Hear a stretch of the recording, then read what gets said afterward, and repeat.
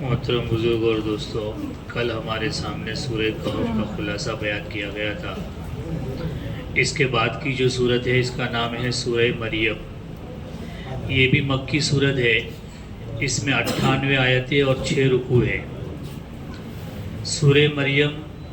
مکہ میں جناب رسول اللہ صلی اللہ تعالیٰ علیہ وسلم پر نازل ہوئی۔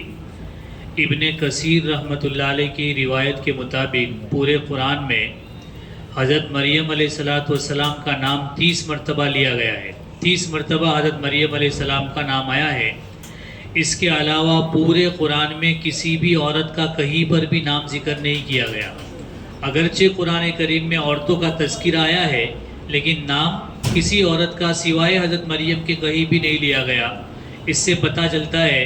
کہ عورت اتنی چھپانے کی چیز ہے کہ اس کے نام تک کو بھی قرآن کریم میں کیا ہے، چھپایا گیا ہے، پھر اس کے جسم کی تو بہت دور کی بات ہے۔ تو اللہ تعالیٰ نے، اور چونکہ حضرت عیسیٰ علیہ السلام کے کوئی والد نہیں تھے، حضرت عیسیٰ علیہ السلام کو منسوب کرنے کے لیے حضرت مریم علیہ السلام کا نام لینے کی ضرورت پڑی، اس لیے قرآن نے ان کا نام ذکر کیا ہے، ورنہ کسی بھی عورت کا نام قرآن میں بیان نہیں کیا گیا۔ جب ضرورت پڑی تو یوں کہا امرأۃ فرعون، فرعون کی بیوی، امرأۃ عمران، عمران کی بیوی، امرأۃ لوط، امرأۃ نوح، یہ کہا گیا ہے، نام کسی کا بھی نہیں لیا گیا۔ بہرحال سورہ مریم جو ہے اس میں حضرت مریم علیہ السلام کا تذکرہ ہے، اور اس سورت کا اصل مقصد جو ہے وہ حضرت مریم، حضرت عیسیٰ علیہ السلام کے متعلق جو غلط عقائد تھے اس کی وضاحت کرنا ہے، اور عیسائیوں نے ان کے متعلق جو غلط عقائد گھڑ رکھے تھے اس کی تردید کرنا مقصود ہے، اور صحیح عقیدے کو حضرت عیسیٰ علیہ السلام اور ان کی والدہ کے متعلق جو صحیح عقیدہ ہے اس کو ثابت کرنا مقصود ہے۔ جناب، حالانکہ مکہ کے اطراف اور ارد گرد میں عیسائیوں کی اتنی کوئی خاصی تعداد آباد نہیں تھی، بہت زیادہ عیسائی نہیں تھے، لیکن کفار مکہ جناب رسول اللہ صلی اللہ علیہ وسلم کی رسالت کو کی تردید کرنے کے لیے ان عیسائیوں سے مدد لیا کرتے تھے۔ اور یہ وہ زمانہ تھا کہ جب مسلمان مشرکین مکہ سے کے ظلم سے تنگ آ کر حبشہ کی طرف ہجرت کر رہے تھے، اور حبشہ یہ عیسائیوں کی حکومت کا کیا ہے، مذہب تھا، وہاں پر پوری حکومت عیسائی مذہب کی تھی۔ اس لیے مسلمانوں کو اس بات کی ضرورت تھی کہ وہ حضرت عیسیٰ علیہ السلام، حضرت مریم، حضرت زکریا اور حضرت یحییٰ کے متعلق ان کو پوری معلومات ہو۔ چنانچہ آپ کو پتا ہوگا کہ جب مسلمانوں کا پہلا قافلہ ہجرت کر کے حبشہ تشریف لے گیا تو ان کو واپس لانے کے لیے ابو سفیان کا ایک لشکر گیا تھا، اور انہوں نے شاہ حبشہ کو مسلمانوں کے خلاف بھڑکایا۔ تو شاہ حبشہ نے مسلمانوں کو دربار میں بلایا، اور ان کے ساتھ جو سوالات کیے گئے اس میں سے ایک سوال یہ بھی تھا کہ تمہارا حضرت عیسیٰ علیہ السلام کے متعلق کیا عقیدہ ہے؟ تو حضرت جعفر رضی اللہ تعالیٰ عنہ نے اس کا صاف پورا جواب دیا تھا، انہی صورتوں کی وجہ سے کہ ایسے حالات میں یہ صورتیں نازل ہوئی، اور اس میں حضرت عیسیٰ علیہ السلام، حضرت مریم علیہ السلام کے بارے میں صحیح عقیدے کو بیان کیا گیا۔ چنانچہ حضرت جعفر کے جواب سے شاہ حبشہ کو بھی تسلی ہو گئی، اور اس نے مسلمانوں کی مدد کرنے کا اور حبشہ کے اندر رہنے کا کیا ہے، اس نے قرار بھی کر لیا۔ بہرحال یہ صورت اس لیے نازل ہوئی ہے تاکہ حضرت عیسیٰ، حضرت مریم علیہ السلام کے بارے میں صحیح عقیدے کا لوگوں کو پتہ چلے۔ سب سے پہلے اس صورت میں حضرت زکریا اور حضرت یحییٰ علیہ السلام کے قصے کا ذکر ہے۔ اس کا قصہ مختصر یہ ہے کہ حضرت زکریا علیہ السلام کی 120 سال کی عمر ہو گئی تھی، اور ان کی کوئی اولاد نہیں تھی۔ حضرت زکریا علیہ السلام کو یہ خوف ہوا کہ ایسے بھی میری قوم کی حالت ابتر سے ابتر ہو رہی ہے، اگر میں چلا گیا اور میرے بعد میری قوم کو کوئی صحیح رہبر نہ ملا تو میری قوم کی حالت اس سے بھی کیا ہو جائے گی، بدتر ہو جائے گی۔ اور انہوں نے دیکھا کہ اپنے عزیزوں میں، رشتہ داروں میں کسی کے اندر امامت کی کوئی صلاحیت نہیں ہے۔ اگر کسی دنیا دار کے ہاتھ میں بنی اسرائیل کی امامت آ گئی تو میری قوم تباہ ہو جائے گی، یہ فکر تھی۔ ایک دن وہ رات کے اندر تنہائی میں، خلوت میں اللہ تبارک و تعالیٰ کے سامنے بیٹھے ہوئے تھے، اور اللہ تعالیٰ کے سامنے ہاتھ اٹھا دیے، اور دعا مانگنے سے پہلے 3 حقیقتیں انہوں نے ظاہر کی، اور یوں فرمایا سب سے پہلے کہ یا اللہ، میں کیا ہے، بوڑھا ہو چکا ہوں۔ ایک بات یہ بتائی، میں بوڑھا ہو چکا ہوں۔ دوسری بات بتائی کہ میں آپ کی رحمت سے مایوس نہیں ہوں، اور تیسری بات حضرت زکریا علیہ السلام نے جو کہی کہ میں آپ کی رحمت سے مایوس نہیں ہوں، اور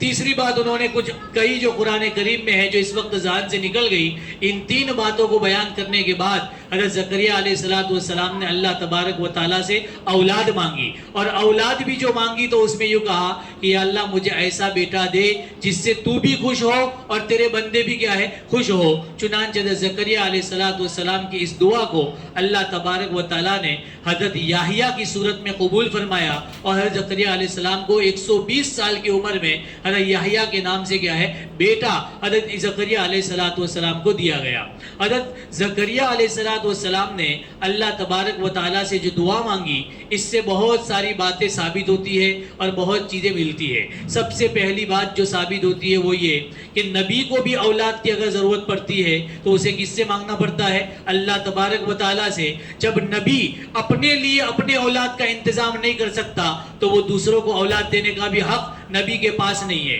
اور جب نبی کے پاس یہ چیز نہیں ہے تو کسی ولی کو بھی یہ حق نہیں ہے کہ وہ کسی کو کیا دے؟ اولاد دے۔ لہذا اولاد دینے کا معاملہ صرف اللہ تبارک و تعالیٰ کے ہاتھ میں ہے، اس کے علاوہ کسی اور سے اولاد کو مانگنا یہ کھلا شرک ہے جس کی شریعت بالکل بھی اجازت نہیں دیتا۔ جب نبی اپنے لیے نہیں مانگ سکتا، اپنے لیے پیدا نہیں کر سکتا، تو ولی بھی یہ چیز کیا ہے کر سکتا نہیں ہے۔ سب سے پہلی بات اس سے یہ ثابت ہوتی ہے۔ دوسری بات اس سے آداب دعا ملتے ہیں کہ دعا کے بھی آداب ہے کہ آدمی اللہ تبارک و تعالیٰ سے مانگے تو بہت عاجزی کے ساتھ اپنے آپ کو بہت چھوٹا بنا کر اللہ تبارک و تعالیٰ سے مانگے، پھر اللہ تبارک و تعالیٰ کی الوہیت کا اقرار کرے کہ اللہ تو اتنا بڑا، تو اتنا بڑا، اللہ تبارک و تعالیٰ کی عظمت کو بیان کرے۔ پھر آدمی کو چاہیے کہ وہ اپنی بے بسی، اپنی بے کسی اور اسباب کے مفقودگی کو اللہ تبارک و تعالیٰ کے سامنے رکھے کہ اللہ میرے پاس اسباب نہیں ہے،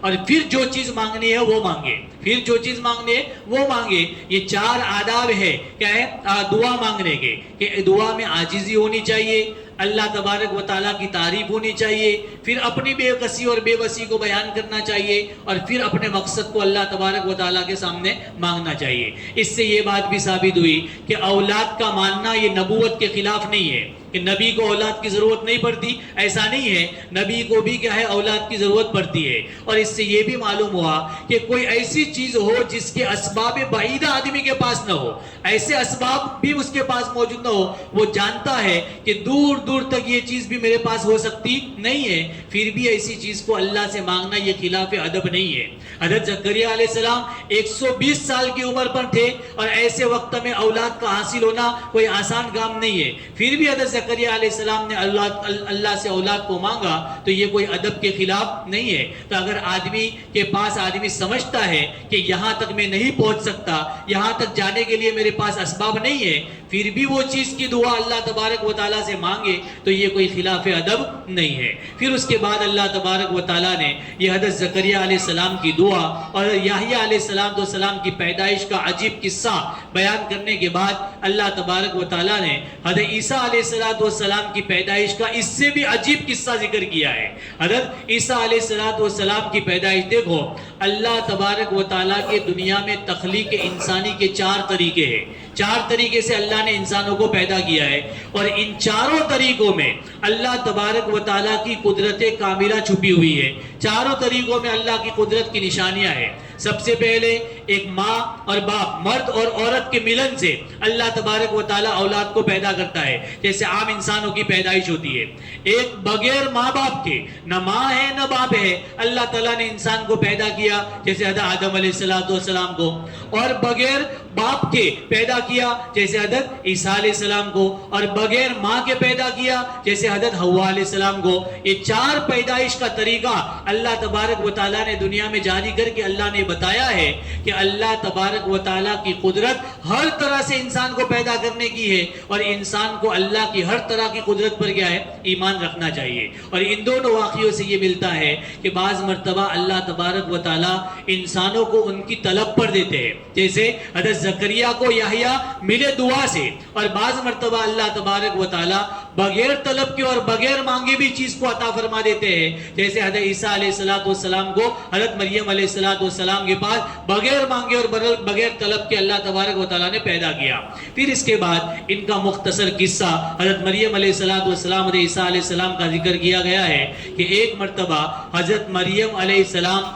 بیت المقدس کی مشرقی جانب یا تو کسی عبادت کے لیے یا غسل وغیرہ کے لیے تنہائی میں تشریف لے گئی۔ اچانک حضرت جبرائیل علیہ السلام سامنے آ گئے، حضرت مریم علیہ السلام گھبرا گئی۔ اس وقت حضرت جبرائیل علیہ السلام نے اپنا فرشتہ ہونا ظاہر کیا اور کہا کہ میں اللہ کا فرشتہ ہوں، اللہ کی جانب سے مجھے بھیجا گیا ہے، اور مجھے اس لیے بھیجا گیا ہے تاکہ آپ کو ایک پاکیزہ اور نیک وقت اولاد کی کیا دوں، خوشخبری دوں۔ حضرت مریم علیہ السلام نے فرمایا کہ مجھے اولاد کیسے ہو سکتی ہے حالانکہ ابھی تک مجھے کسی مرد نے چھوا تک نہیں۔ حضرت جبرائیل علیہ السلام نے بتایا کہ دیکھو اللہ کا یہی حکم ہے، میں اللہ کی جانب سے بھیجا گیا ہوں اور اسی طرح کا واقعہ ہونا ہے، اور یہ اس لیے تاکہ اللہ تبارک و تعالیٰ آپ کے بیٹے کی پیدائش سے آپ کو نمونہ بنائے، پوری دنیا کے لیے آپ کو نمونہ بنائے اپنی قدرت کا، اس لیے اللہ تبارک و تعالیٰ بغیر باپ کے آپ سے اولاد کو دینا چاہتا ہے۔ پھر اللہ تبارک و تعالیٰ نے حضرت جبرائیل علیہ السلام کے ذریعے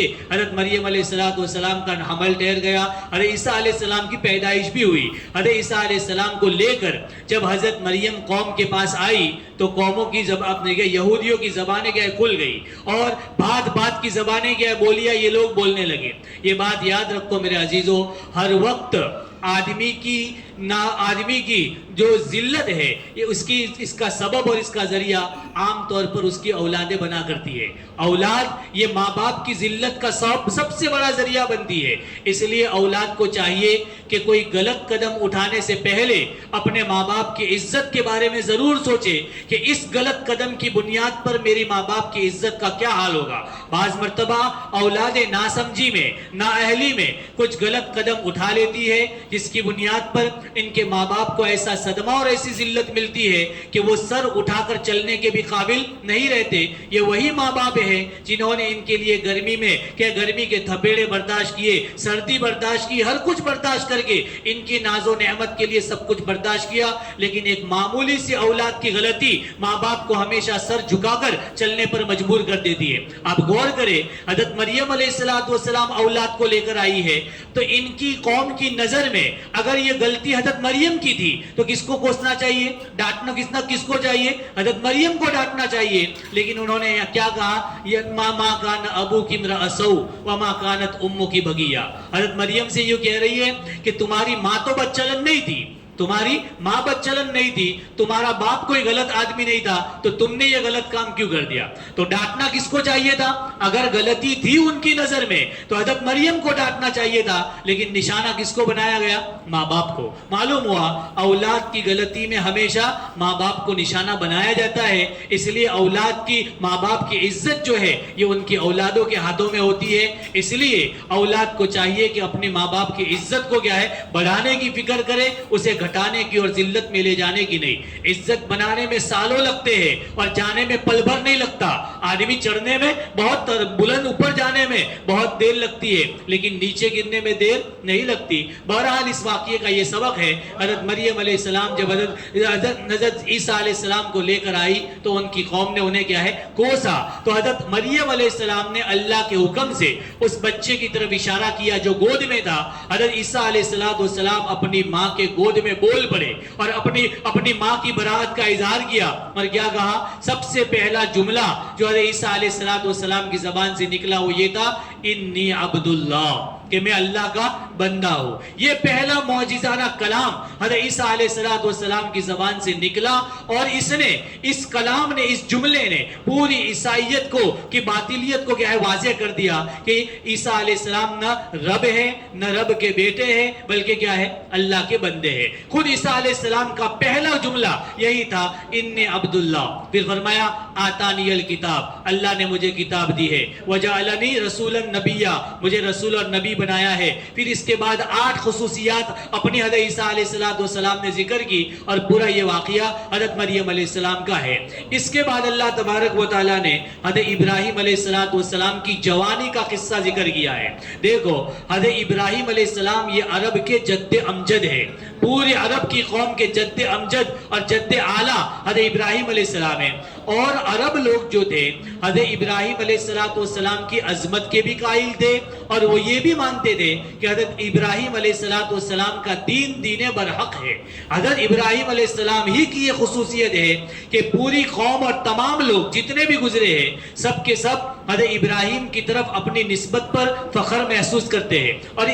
اس کی جانب نسبت کرنے کو فخر محسوس کرتے ہیں۔ بہرحال حضرت ابراہیم علیہ السلام کا قصہ بیان کر کے اللہ تبارک و تعالیٰ نے ان کو توحید کی طرف دعوت دی ہے کہ دیکھو تمہارے جد امجد کا دین یہ تھا کہ وہ کیا ہے، اللہ کو ایک مانتے تھے، اس لیے تم بھی اپنے جیسے تم ابراہیم علیہ السلام کے دین کو حق مانتے ہو تو جناب رسول اللہ صلی اللہ علیہ وسلم کے دین میں بھی یہی بات سمجھائی گئی ہے، اس کو بھی تم کیا ہے حق مانو۔ اور یہ قصہ یہ ہے کہ ابراہیم علیہ السلام نے جب شعور کی آنکھ کھولی تو انہوں نے اپنے ارد گرد کیا ہے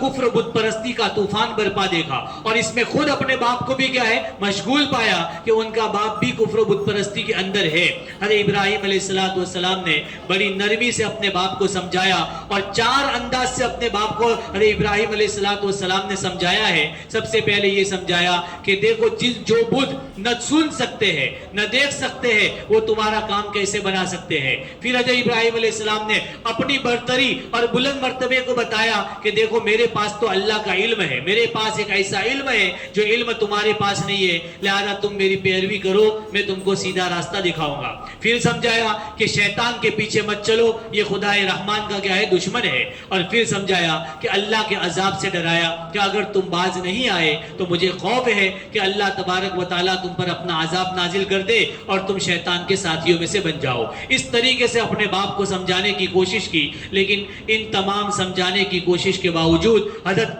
ابراہیم علیہ السلام کے والد آزر جو تھے یہ ماننے کو تو تیار نہ ہوئے بلکہ دھمکیوں پر اتر آئے۔ حضرت ابراہیم علیہ السلام کو دھمکی دینے لگے کہ اگر تو باز نہیں آیا تو تجھ پر پتھروں کی بارش کر دوں گا، اور پھر ان کو اپنے یہاں سے نکال دیا کہ آج کے بعد تیرا اور میرا کوئی تعلق نہیں ہے، یہ کہہ کے حضرت ابراہیم علیہ السلام کو نکال دیا۔ حضرت ابراہیم علیہ السلام اپنے وطن عراق سے ہجرت کر کے شام تشریف لے گئے، اور وہاں پر اللہ تبارک و تعالیٰ نے ان کے ذریعے اللہ تبارک و تعالیٰ نے ان کی نسل میں تمام انبیاء کرام علیہ السلام کو کیا ہے پیدا فرمایا۔ اس قصے سے یہ بات معلوم ہوتی ہے کہ آدمی کو سب سے پہلے تبلیغ کی ابتدا اپنے گھر سے کرنی چاہیے، اپنی ذات سے اور اپنے گھر سے کرنی چاہیے۔ ابراہیم علیہ السلام نے بھی اپنی تبلیغ کی ابتدا اپنے والد سے کی تھی، تو آدمی کو پہلے اپنے اندر کا ماحول دیکھنا چاہیے، پھر تبلیغ کرنے کے لیے باہر جانا چاہیے۔ دوسری بات اس سے پتہ چلی کہ تبلیغ کے اندر جو ہے آدمی کو حلم، بردباری، برداشت کرنے کی طاقت، لوگوں کی سننے کی طاقت، معاف کر دینے کی طاقت، یہ سارے صفات ایک مبلغ اور تبلیغ کرنے والے میں نمایاں ہونے چاہیے۔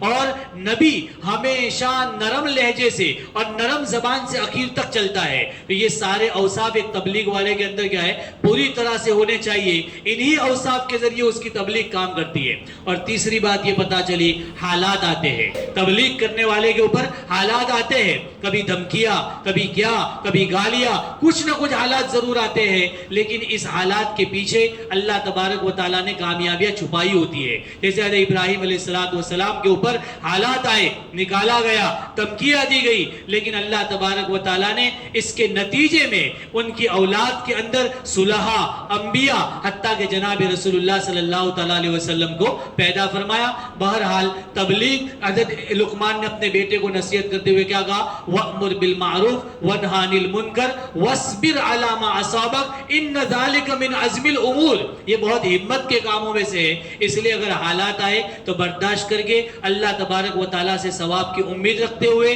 اچھے نتیجے کا آدمی کو انتظار کرنا چاہیے۔ اللہ عمل کی توفیق عطا فرمائے۔